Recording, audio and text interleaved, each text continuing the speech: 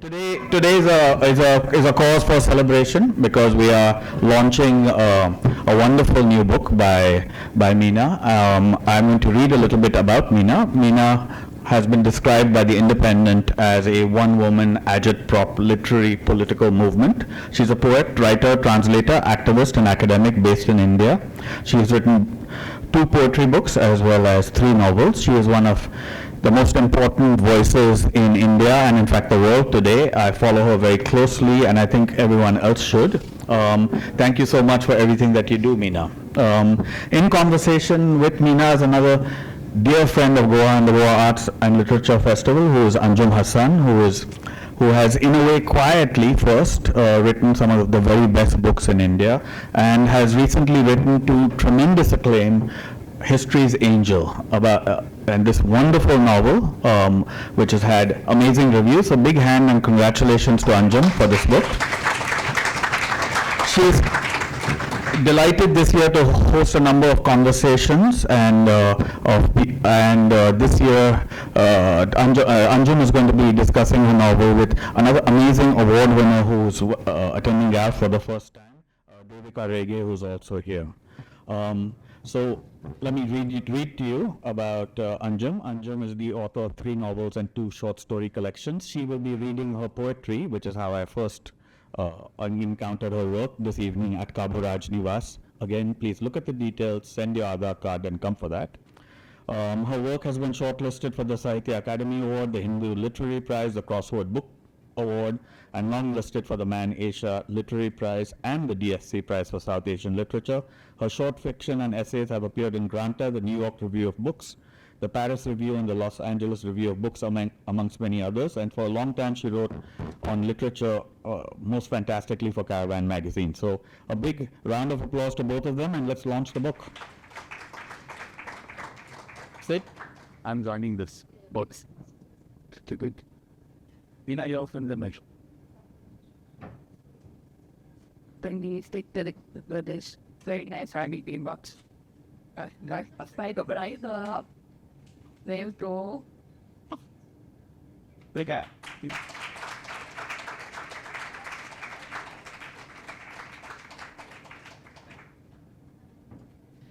And some of you were here last evening and heard Meena read at least a couple of poems from this new book, one which I really like, about the comrade. But before we delve into this book, Tomorrow Someone Will Arrest You, I want to go back to my little history with Meena, which started much earlier in this century. I reviewed her first collection of poems, Touch, in 2007. And I think it was for The Hindu, because that was an era when there was much more space for reviewing books, and I was doing much more book reviewing. And I remember being very excited by this collection, which was full of a really bracing anger. And there were poems of love, there were poems of war, if not war, at least rebellion. And one of the things that she was taking down, I thought very effectively then, she's still doing it, but it started young, was of course Hindu orthodoxy. To just use a shorthand, at least half the book were very, very outspoken, plain-speaking poems, being critical of established Hinduism. And I remember especially a poem you wrote about dharma and karma. Do you remember that, Meena? Because I had to go back to my 2007 review because I just thought... No, I can quote that review from memory because this was the first time anybody reviewed my book. Okay. So I think one of the lines she writes were, I think she wrote words, Meena Kandasamy is the latest entrant to this tiny duck pond called India. That was the first line. Right. And I also remember the criticism, which I think kind of overshadowed all my later writing, was that a few poems are garrulous, that, when she tries to hit the nail on the head, she misses the nail altogether. Yeah. So I felt that about your Right now. I felt that about your love poems. I didn't feel that so much about the more political poems. And like, so I'll just finish this thought about the Dharma and Karma because I thought it was just priceless. You talked about the idea of these shibboleths in the Hindu tradition that are used sort of to explain away so much rather than explain. And what you said about dharma is and karma, you said these are useful rhyming words for the classical poets. And I don't know if anyone has said that. And you said that your exact line was about dharma was, all your life you blame things you don't understand on the word no one has ever understood. And I think, okay, duck pool of Indian English poetry, but this must be one of the most memorable lines ever written about something that we are writing about a great deal of the time. We're still trying to understand dharma and karma. But your point about not hitting the nail on the head, I felt that was true of some of your love poems. I wanted them to be more specific. I wanted you to get closer to the bone. And now I read this book, Meena, 15 years later, and you're definitely closer. So tell us what's happened in the interim. No, thanks, Anjum. I mean, at that point of time, I think I got incredibly lucky because, I was young and doing a lot of stuff, but one of those things is I was really unsure. You're always thinking, you now have a name for it, like imposter syndrome, but at that age, you're like, am I good? And for me, it was not so much about what others thought of what I was doing, but I was like, I shouldn't delude myself. Like, I should be doing something because it held meaning or because it was like adding value or something. So, and at that time it was very critical, whether it's Kamala Das saying nice things or the fact that, you could do this, and it was not, it was not, in no way it was infantilizing, the way you approached my work, like you literally didn't know me. It was my first collection. And it was published when I was like 22, but the poems were written when I was like 18, 19, 20, like in my teenage years. So for me it was like, okay, I have to, dedicate a little bit more of myself and, work on it. So in the interim, I think afterwards I did go and write another book of poetry, Miss Militancy, where I realized that, the first collection was like all the poetry that I had done, and I was trying to group them into, okay, this is love poetry, this is what they call quote-unquote confessional poetry, this is quote-unquote anti-caste poetry, this is quote-unquote cultural Tamil, whatever poetry.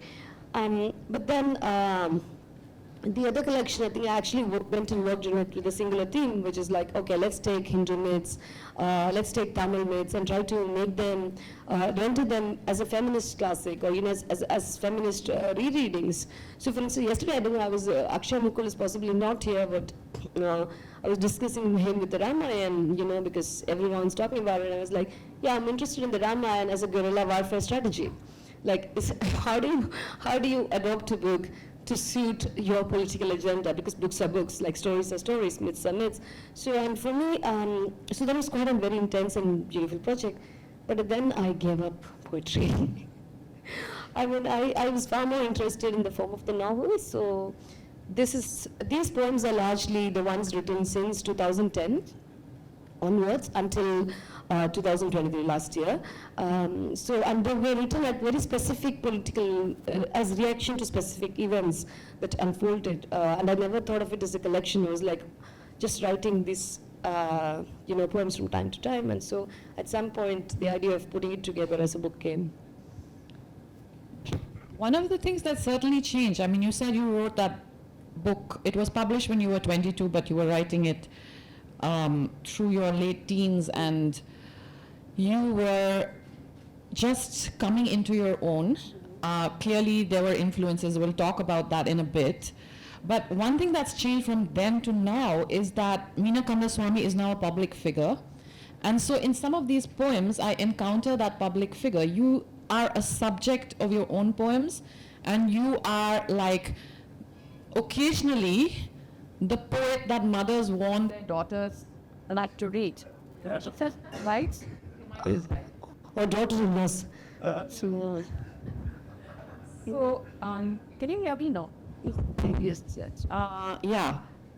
And to me, that's that's very interesting. How do you deal with being in the limelight as somebody who not just writes but also performs your poetry, is in public fora very often, is giving talks, you're very well recognized, and you're sort of weaving that back into the poetry. And there's a line in a longish poem where you write, a young friend in Kerala told me his cousin's sister was rejected from a marriage alliance by the man's family, who said she is the kind of woman who reads Meena Kandasamy.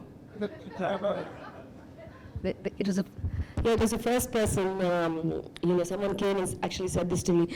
So I think part of why I stopped reading poetry was what it was doing. Not just, I think in terms of me, it was quite easy for me because I was like, I resist commodification as an individual. I'm like always anti-establishment, critical of everything. Notions about power. So, for me, it was like in many ways I could keep myself there. But what I saw with Miss Militancy was that it became, like a kind of fetish object, or, in that sense, you could do a young person, a young woman on Insta posing with this book was like, they were trying to say, I'm cool, I'm feminist, I'm subversive, and and that point, that was, of course all of these things are good, but to be consumed like that, for me it felt like slightly like, oh no, and also again, the same thing is also the thing with academia, right? Like, so a lot of these people, poems were on syllabuses.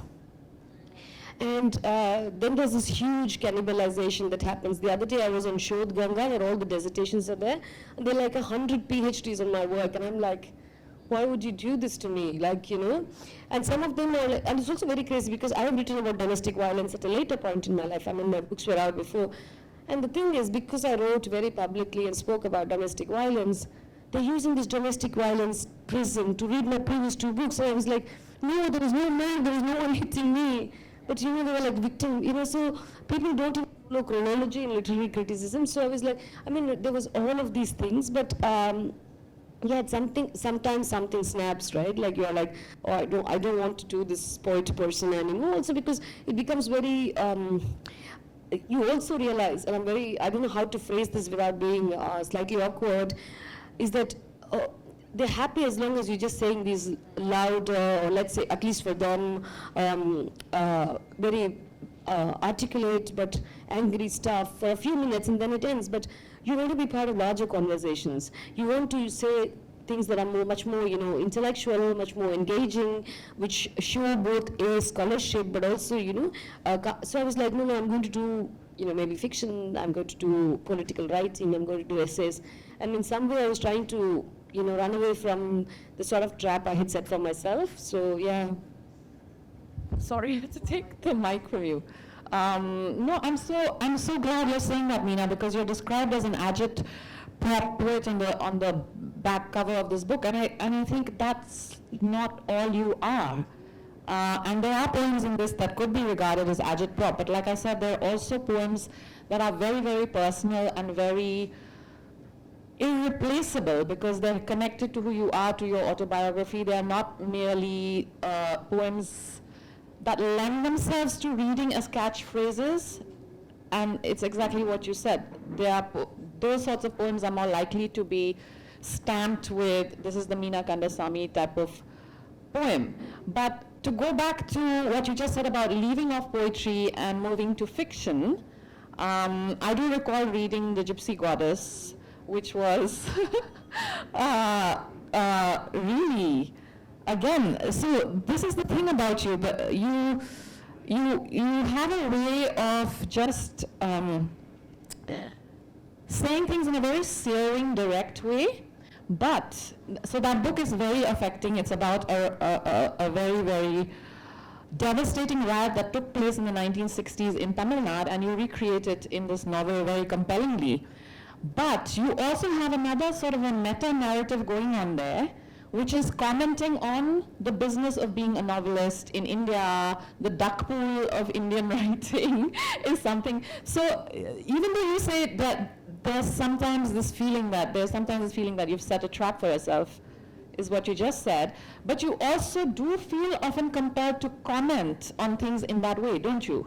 And how do you, because to me, I loved the novel on its own. I wasn't sure why you needed, were you anxious that the novel won't stand on its own and you needed that commentary? I think it's quite interesting. So this was a book on the Gypsy Goddess, is a book on the Key-Women massacre, where 44 women, children, and men belonging to the Dalit community are burnt alive by landlords because they're asking for higher wages, and the higher wage in question being half a measure of rice. And I think this book was actually launched on this very same stage, very same hall, exactly 10 years ago. Thank you, Vivek.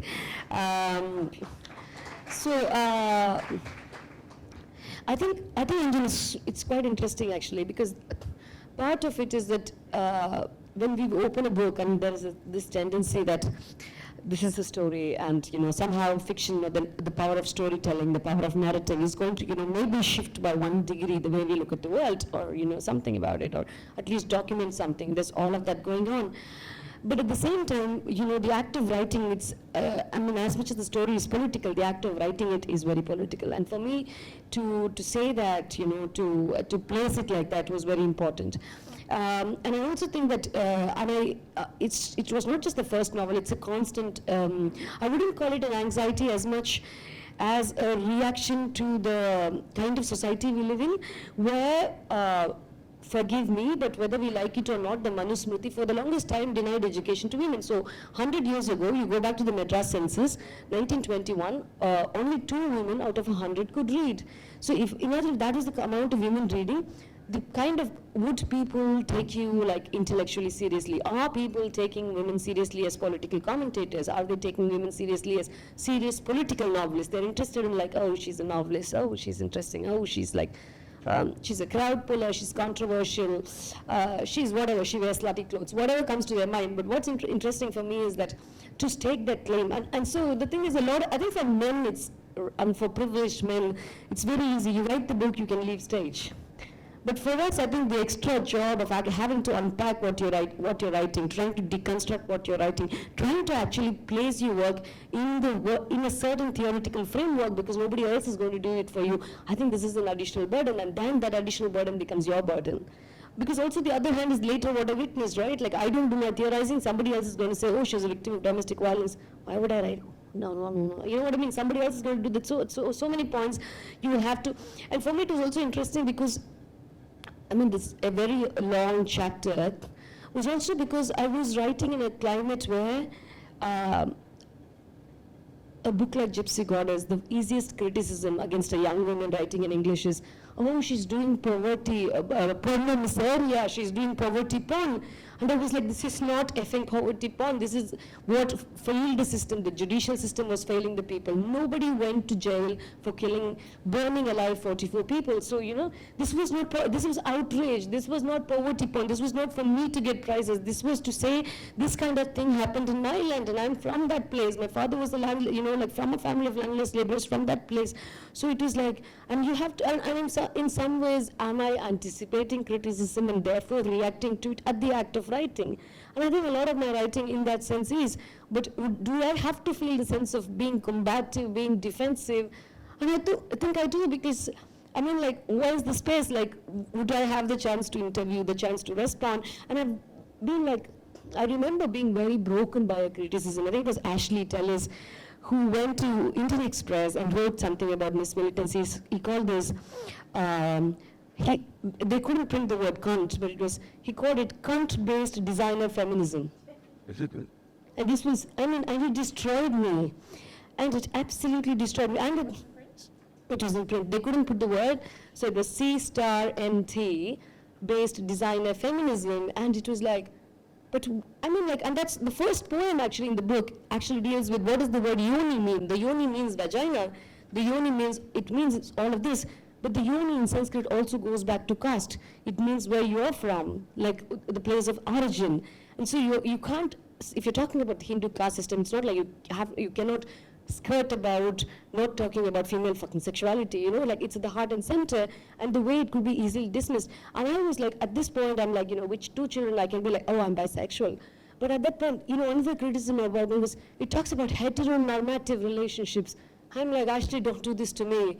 You know, and I think in some ways, you know, people can destroy you with a review, but that was like, at that point, it really broke me, because the commodification that others were doing to me was blamed on me.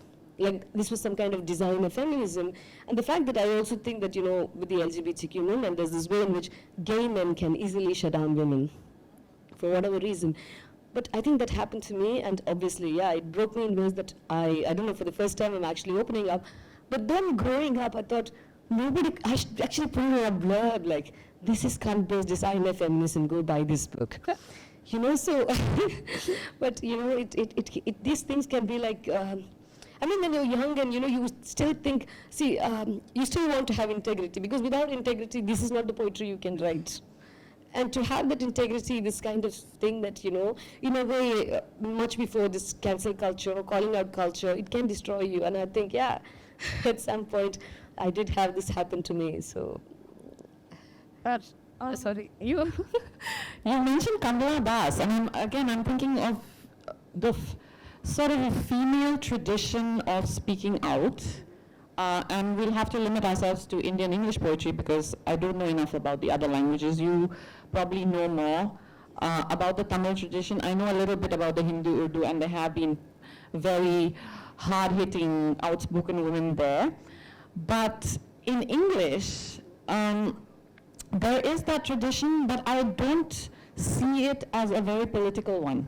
Or if it was political, it was implicitly political. Just the fact of Kamala Das writing, you know, the kind of poems that she did, coming from the milieu that she did, was obviously saying a lot, right? And also not just the poetry, also the autobiography, other things she did in her life, her soirees in Bombay, all of it, the kind of life she lived. And then there are poets like Eunice D'Souza, who is also being a rebel, but in a way that, you know, she never wants to be loud. You know, there's a subtlety always, but there's also a sense of being her own woman, or being, you know, this is who I am. So how do you relate to that older tradition? Because for you, the ideology has to be stated, either you're stating your own position or you're asking questions about the other position. And who are you drawing from? I mean, I'm looking at the epigraphs here, and you're obviously reading from everywhere, as we all do, and as we should. But how do you relate to other women who have written poetry in India before you, or are writing poetry alongside you?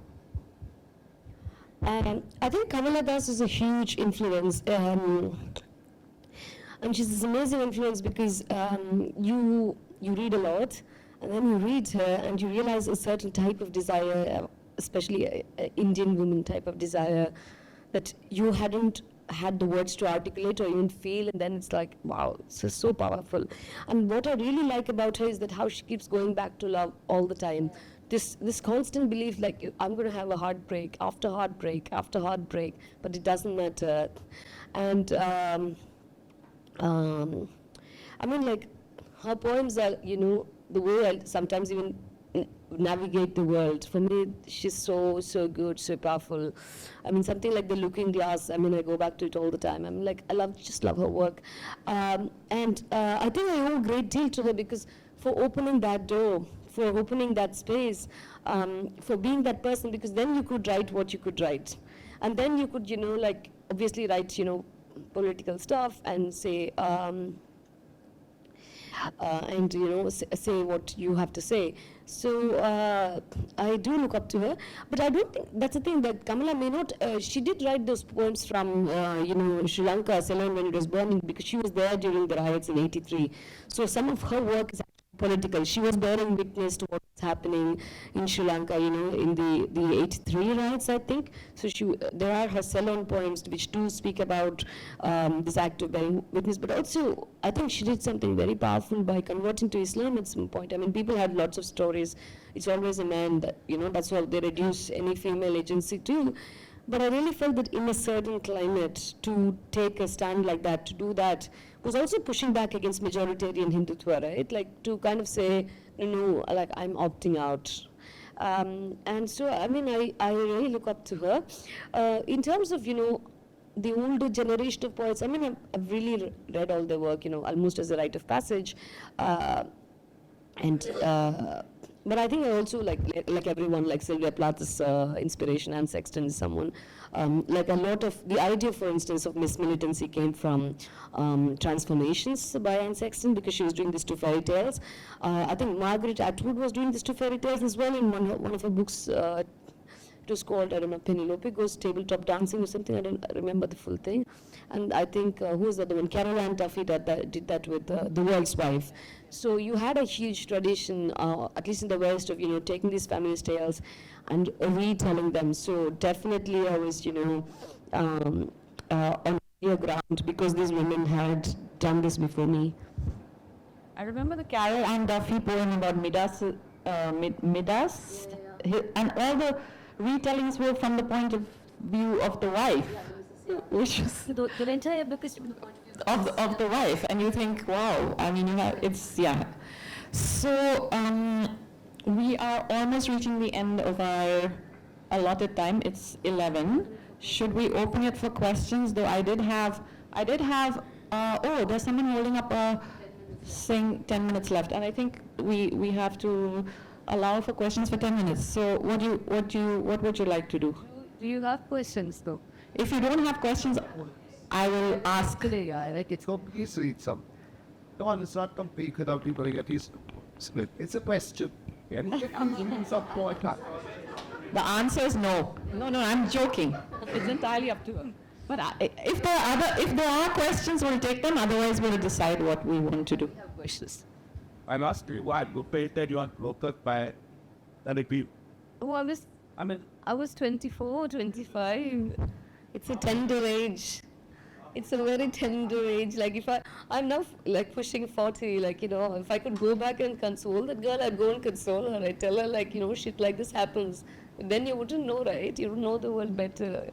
Yeah. I mean, the thing is, at 17, 16, 18, 20, whatever, you think you figured out the world. I think at 40, you realize, fuck all. Like, yeah, so yeah. I mean, I wish I had this older version of me speaking to this younger version of me, but yeah. So now what? Yeah. Yes. Yes. Yeah. No, maybe you should read a love poem, because again, to me this is very intriguing. You mentioned Sylvia Plath, and Sylvia Plath runs like a thread through a lot of older poets as well. Eunice D'Souza has a wonderful poem, Taking Off on Daddy, and you have a poem taking off on Daddy in Touch. And of course, Did it get in trouble?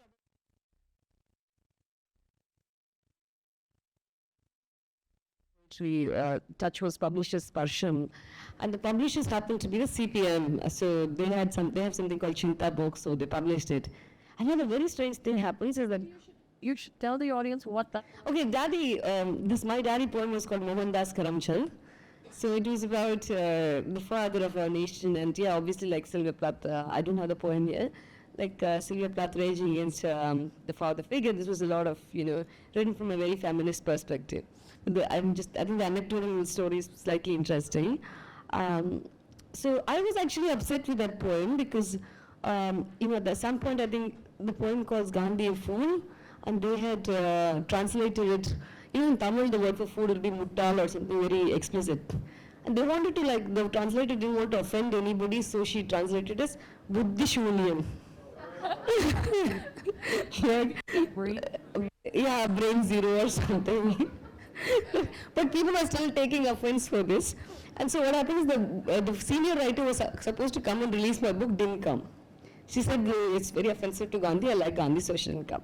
But that was okay. Then there was Ramesh Chennitala, who is now the, Kerala Congress president. He said this woman should not enter Kerala. That was how angry he was. But then the BJP was offended, so they were, like organized a book burning in Kollam. So I was like, wow, I managed to piss off the BJP and the Congress at the same time in a translated poem. And it was, I think, quite dramatic actually. But yeah. All Sylvia Plath.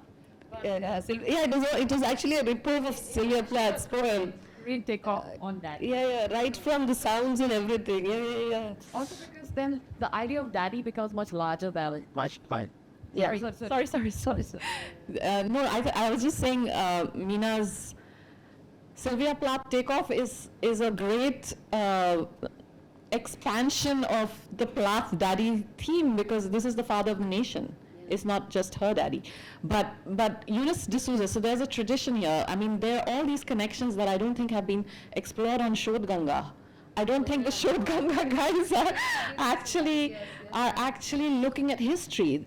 Like you said, they just find a platform to take off on, and then it's just, Primary research is that there's going to be work on that. I don't know where all this daddy Buddhism is. Yeah, absolutely. Will you go? Okay. Will you read a love poem? This is my favorite love poem in the book. And like I said, I'm partial to all the poems in which you're vulnerable. And stop to it. Okay. I'm partial to all the poems in which you're vulnerable, and this is my best. So do you want to read this, and then we'll take questions if there are any? Can you see? Sure.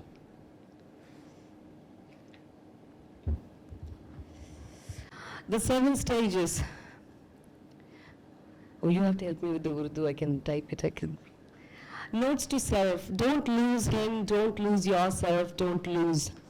Note to lover. Remember this. Nothing else will matter soon. Note to my readers.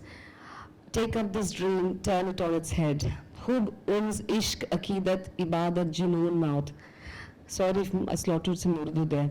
These are the 7 stages of love in another tongue, but some dark men from my land have lived through this as if poetic delineation in Arabic was based on Tamil souls. It always starts with the silent man locking eyes with a talkative girl prone to sudden smiles. Attraction turns to infatuation, turns to love quite quickly. That's the fluff of films, then society intervenes with its caste codes, sequesters her, separates them. Robbed of 2 years and 2 million kisses, this longing turns to reverence and worship and obsession. The lovers rebel, they elope, they marry. They live like rabbits, delicate and lovely, mostly underground and always making love. Soon discovered, they're slaughtered. They dared to defy, but ended up dead. Take up this dream, turn it on its head. Thank you. The thing is, this is written about the honor killings for, intercaste couples that keeps happening in Tamil Nadu. And it actually even last month, there's a father of a 19-year-old girl goes and gives a police complaint saying my daughter's missing. The daughter is married to someone, Dalit boy. The police actually bring her home. I mean, like, what kind of a state police do we have? They're like, the father gives a complaint, they bring her home, the father burns her dead. So, I mean, like, this is, whatever we call progressive social justice, whatever Tamil Nadu. And I went to Dharmapuri, I think it was 2012, this very famous Divya Ilavarasan story where, Divya's a dominant caste, one girl, Ilavarasan is a Dalit boy. And in retaliation to this one marriage, they burned 300 homes in 3 different villages, all Dalit people's homes.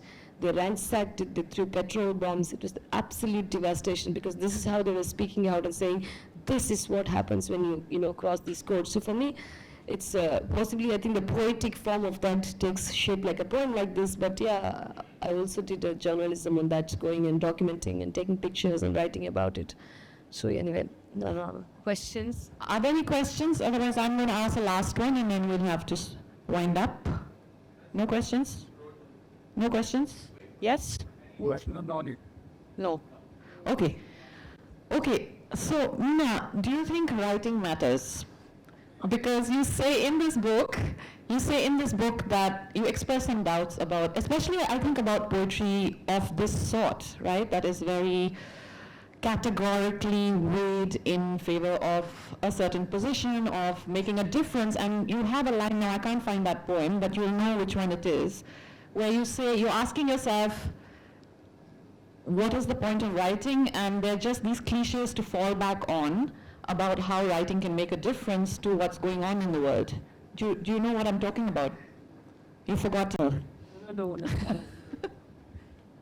For the regular cliches. Yeah, that's the one, right? So why should we write at all? And if we don't write, what can we do instead? Yeah, so this is how it goes. What's the use of a poem in the season of hate? The regular cliches: a desperate cry for help, an act of witness, a scream into the void. What's the use of the poet in a season of bloodshed? Tell me, dear ones, is she the one who grieves? Is she the one who guards the embers of a people's rage? Is she the one who mirrors your shattered heart? Or is she the one who speaks to show she's not yet dead? And I think, yeah, I think I actually come from a slightly interesting position in terms of writing. All of my writing is that my father was many years before, like at least a few years before he became my father, a full-time pracharak of the RSS, the actual Sangh Parivar. He got arrested during the emergency because he was, there was a crackdown on genocide. He was a sub-editor of the magazine. I think it was called Tyagabhumi at that point. And he was, the story is very interesting because he didn't go and join them because of ideology. He went and joined them because that was he was an orphan, he didn't have any family, and they were giving him food and a place to stay. And a lot of people are caught in this Hindutva web who are basically absolutely marginalized, nowhere to go, destitute people whom, are into this ideology. And he later came out because of, his differences, his critique. And for me, what I have understood, but my father left the Sangh Parivar, but it took many years for the Sanghiness in him to leave him. So I grew up in a very traditional way, and I wore my first pair of jeans at 25, I couldn't leave the house without a bottu on my head. Because, if you didn't wear the bindi, it was like, okay, you're thinking of a Christian, you're thinking of a Muslim. So it was like, I was very conditioned in this very kind of morbid patriarchy. My parents were activists, open-minded about several things, but there was this remnant of Hinduism everywhere. And one of those things I realized from, watching that kind of upbringing was that this was a culture that didn't let you speak. And the only way that you could speak was actually doing something that would be called disobedient or defiant or indisciplined.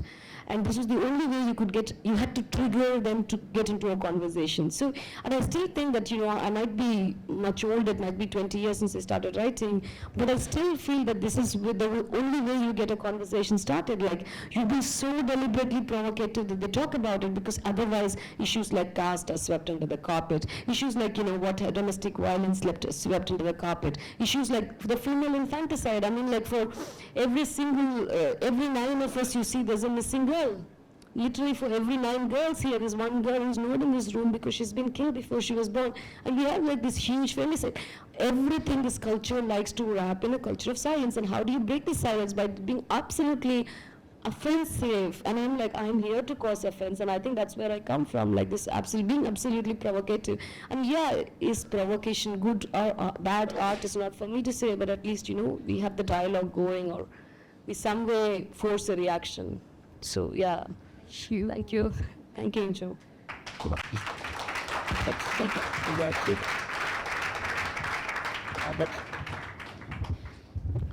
The amazing Meena Kandasamy, folks. What a treat, what an amazing conversation. Thank you so much for everything that you do, for keeping your voice alive. Thank you so much, Anjum, for that remarkable session. It's something really for keeps. It has been live streamed to the world. Quite happy about that, and it will continue. Yes, it has been live streamed. So, big hand. Please keep your seats for the next session.